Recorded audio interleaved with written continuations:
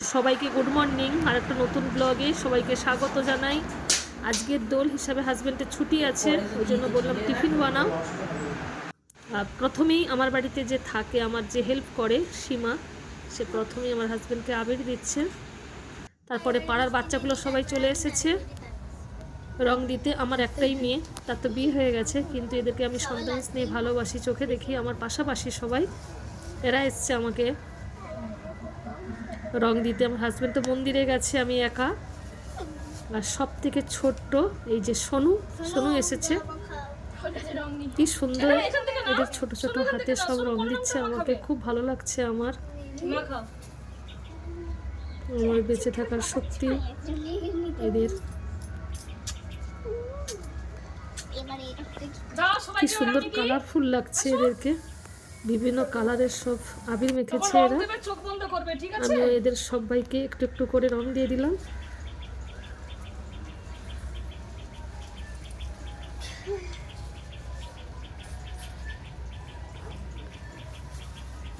মিষ্টি নিয়ে আসি।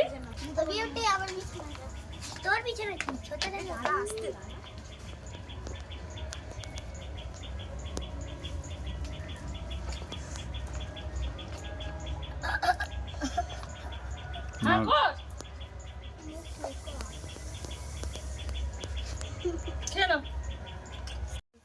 পাড়ার বাচ্চাদের খেলার জায়গা আমার বাড়িতে। ওরা অনেকটা সময় আমার বাড়িতে থাকে, কারণ আমি তো বাড়িতে একা থাকি। এদেরকে নিয়েই আমার সময় কাটে।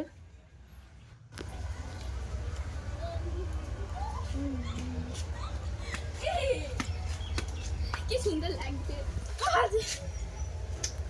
তোকে আমি ছাড়বো না। হোলি এই যে পাড়ার সব মায়েরা মিলে আমাকে রং দিতে এসেছে। সবাই আমার থেকে ছোট এরা।